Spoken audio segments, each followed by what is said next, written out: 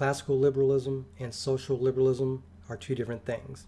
Liberalism as a political concept originated from the Age of Enlightenment in the 1700s in Europe, and it led to the birth of the United States of America. What we know today as classical liberalism emerged and focused on individualism, natural law, and civil liberties, as well as free market economics through capitalism, as well as other things like property rights, self-defense, freedom of speech, religion and assembly, freedom of the press, right to privacy and due process, etc. By the late 1800s and through the early 1900s, we started to see the advent of what we now know today as social liberalism, where the goal is to find a balance between individual liberty and social justice. Social liberalism isn't a subset of classical liberalism. It's a progression of some values over other values.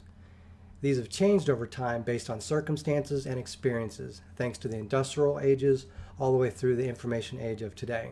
There's an expansion of what we know of as civil rights. More rights were seen as necessary for the people, like the right to economic welfare, public education, and health care.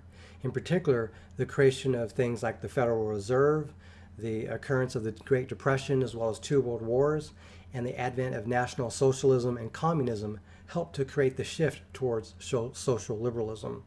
No longer was liberty as a political concept purely about negative rights, i.e. rights that you have which require no actions from others. Political liberty was about positive rights, which do require action from others.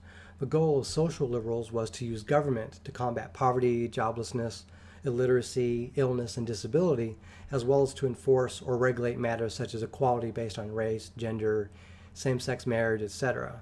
Social liberals want higher income taxes to pay for these additional government services and seek to pass more laws to protect people along various lines and use the courts to interpret accordingly, as well as use the police and the military to enforce these things. From there, what emerged were things like Social Security, public schools, and Medicare, and various government departments over these things. So let me be clear here. I'm not saying that classical and social liberals share no values.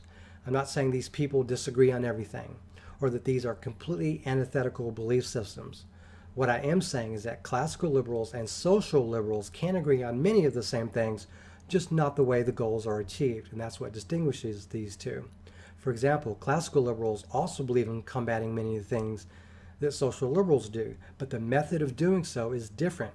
Private charity, private education, private hospitals are all used, among other things, to promote competition and voluntary goodwill towards others.